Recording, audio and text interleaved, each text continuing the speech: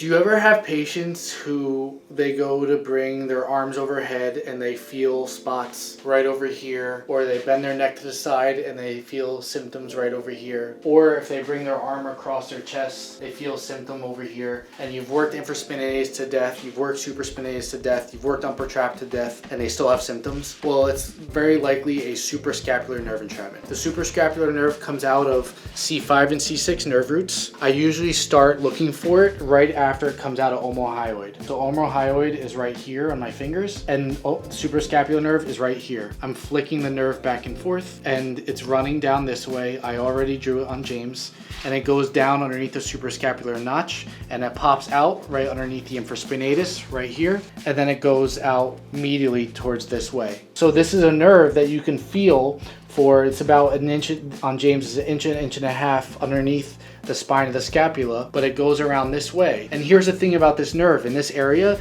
it really is the only nerve that's down in here. The supraclavicular nerves are down that way. The nerve roots run down under this way. You have the spinal accessory nerve and the dorsal scapular nerve going down this way. So if they feel symptoms specifically here, you're gonna wanna check the suprascapular nerve. If you feel a spot that's not bowing and not moving, this feels like it's not moving or stuck. When I get down next to it, if the suprascapular nerve is sitting like this, then I'm getting my thumb right down below it where it sits on this tissue, and I'm seeing if it's moving or not. And right there, it feels like it's not moving. So what I'm gonna have James do is he's gonna bring his left shoulder backwards a little bit. So that's lengthening this piece.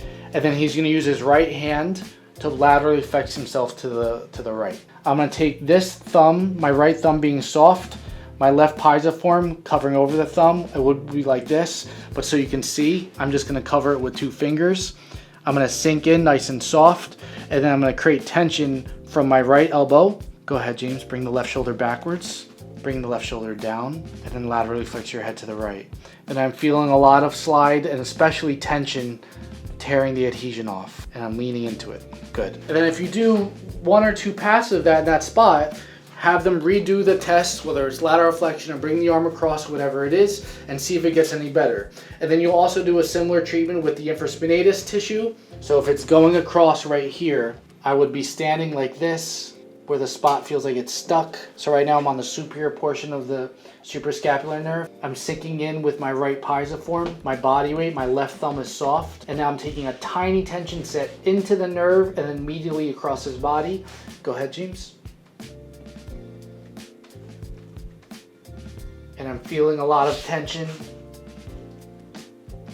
Normally I'd be standing out by his shoulder, but I'm trying to give you room to see, because right there, that was just letting my shoulder hang out. Ideally, I would be working right standing here, because this would just allow my arm to be here and I'm just working across my body, which means my shoulder is not in a brisky, janky position. That's how you treat the suprascapular nerve here if they have symptoms or chronic infraspinatus issues that aren't getting any better. Go ahead and try it out and let me know how it goes, as always.